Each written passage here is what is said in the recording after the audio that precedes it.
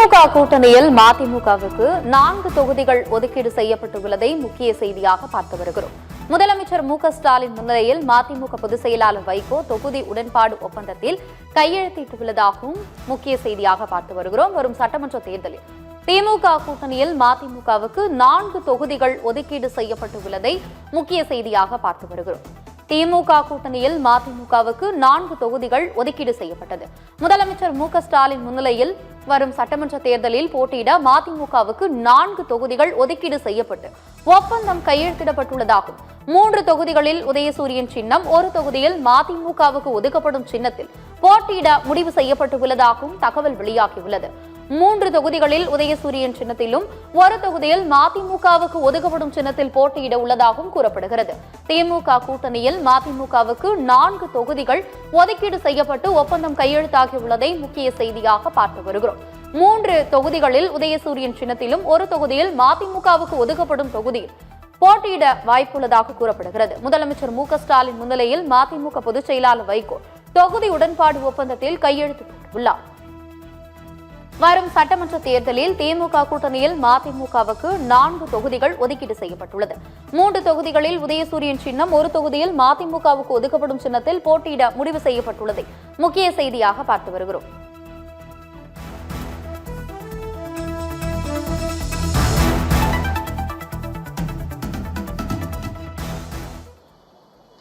மதச்சார்பற்ற முற்போக்கு கூட்டணியில் அங்கம் வகிக்கும் மறுமலர்ச்சி திராவிட முன்னேற்ற கழகம் நடைபெற இருக்கிற 2026 தமிழ்நாடு சட்டமன்ற பொதுத் தேர்தலில் எத்தனை தொகுதிகளில் போட்டியிடுவது என்பது குறித்த பேச்சுவார்த்தை நாங்கள் அமைத்திருக்கக்கூடிய பேச்சுவார்த்தை குழுவினர் திராவிட முன்னேற்ற கழகம் அமைத்திருக்கக்கூடிய குழுவினரோடு பேச்சுவார்த்தை நடத்தி அதன் பலனாக இன்று திராவிட முன்னேற்ற கழகத்தினுடைய தலைவர் தமிழ்நாடு முதலமைச்சர் ஆர்வி சகோதரர் மாண்புமிகு ஸ்டாலின் அவர்களோடு ஒப்பந்தம் செய்து கொண்டதில் மறுமலர்ச்சி திராவிட முன்னேற்ற கழகத்திற்கு 4 இடங்கள் 4 சட்டமன்ற தொகுதிகள் ஒதுக்கப்படும் என்றும் 3 தொகுதிகளில் உதயசூரியன் சின்னத்தில் போட்டியிடுவதென்றும்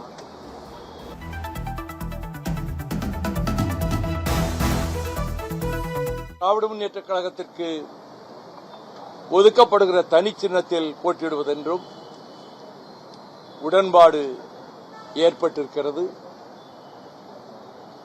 திமுக கழகத்தினுடைய தலைவர் அவர்களும் அந்த உடன்பாட்டிலே கையெழுத்திட்டிருக்கிறார்கள். நானும் எங்கள் இயக்கத்தின் சார்பிலே அதிலே கையெழுத்திட்டு இந்த உடன்பாடு செய்யப்பட்டிருக்கிறது என்பதை நான் செய்தியாளர்களுக்கும் ஊடக நண்பர்களுக்கும் மகிழ்ச்சியோடு தெரிவித்துக் கொள்கிறேன்.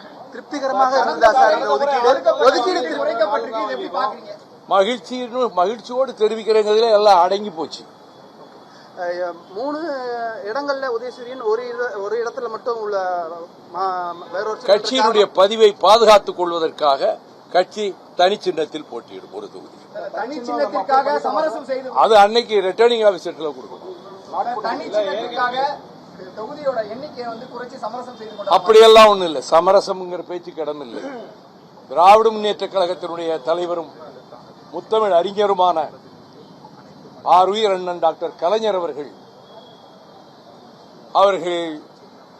பிணிவயப்பட்டு அதற்கு பிறகு கோபாலபுரம் இல்லத்திலே இருந்தபோது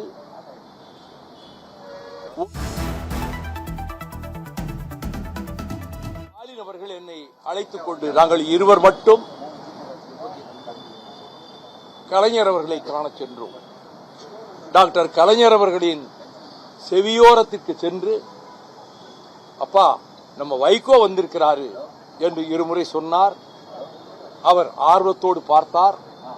நான் கலைஞர் அவர்களிடம் சொன்னேன், உங்களுக்கு ஒரு காலத்தில் எப்படி பக்கபலமாக உறுதுணையாக ஒரு காலத்தில் இருந்தேனோ அதை போல தளபதி அவர்களுக்கும் நான் உடனிருப்பேன், அரணாக இருப்பேன் என்று சொன்னவுடன் அவர் என் கைகளை பற்றிக் கொண்டார்.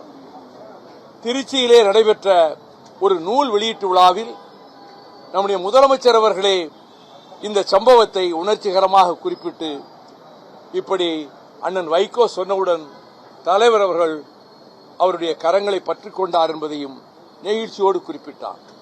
ஆகவே திராவிட முன்னேற்ற கழகத்திற்கு உறுதுணையாக இருப்பது என்பது திராவிட இயக்கத்துக்கு நாங்கள் இடர் விளைவிப்போம், திராவிட இயக்கத்தை சாய்ப்போம், திராவிட முன்னேற்ற கழகத்தை வேரோடு களைந்தெறிவதற்கு நாங்கள் அத்தனை வகையிலும் முயற்சிப்போம் என்று பாரதிய ஜனதா கட்சியினுடைய தலைவர்கள், குறிப்பாக உள்துறை அமைச்சர், அந்த கட்சிகளினுடைய தலைவர்கள் பேசுவதும், நாங்கள் தமிழ்நாட்டுக்குள் இந்துத்துவாவை கொண்டு வந்து நிலைநாட்டி விடுவோம் என்று அவர்கள் ஜம்பம் அடிப்பதும், இதை குறித்து நான் எண்ணற்ற கூட்டங்களில், இது தந்தை பெரியார், பேரறிஞர் அண்ணா, முத்தமிழறிஞர் கலைஞர் அவர்கள் கட்டி காத்து எழுப்பிய இயக்கம் திராவிட இயக்கம், எண்ணற்றவர்கள் உயிர் பலி கொடுத்தும் ரத்தம் சிந்தியும் வியர்வை கண்ணீர் சிந்தியும் தியாக கோட்டையாக எழுப்பப்பட்டிருக்கக்கூடிய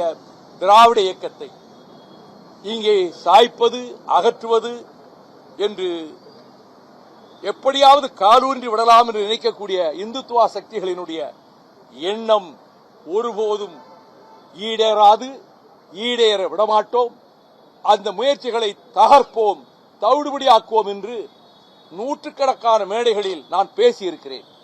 அதே உணர்வின் அடிப்படையில் தான் திராவிட முன்னேற்ற கழகத்துக்கு அரணாக இருப்போம் என்று சொன்னதை உறுதிப்படுத்துகின்ற வகையில் தான் இந்த பேச்சுவார்த்தையில் ஒரு சுமூகமான உடன்பாடு ஏற்பட்டு நாங்கள் மகிழ்ச்சியோடு ஏற்றுக்கொண்டிருக்கிறோம். திமுகவை ஆட்சியிலிருந்து அகற்ற தமிழக மக்கள் தயாராகி விட்டாங்கன்னு பிரைம் மினிஸ்டர் இன்னைக்கு திருச்சியில பேசுறாரு. என்ன சொல்லியிருக்காரு? பிரைம் மினிஸ்டர் திமுகவை ஆட்சியிலிருந்து அகற்ற தமிழக மக்கள் தயாராகி விட்டதா சொல்றாரு. அவர் 2029க்கு பிறகு பிரதமர் நாற்காலியில இருப்பதற்கு வாய்ப்பே கிடையாது. அவர் தூக்கி எறியப்படுவார். உங்களுக்கு எண்ணிக்கை குறைக்கப்பட்டது போல கம்யூனிஸ்டுகளுக்கும் விடுதலை சிறுத்தைகளுக்கும் குறைக்கப்பட்ட உங்களுடைய யூகங்களுக்கு, உங்களுடைய ஆசைகளுக்கெல்லாம் நான் தீனி போட முடியாது.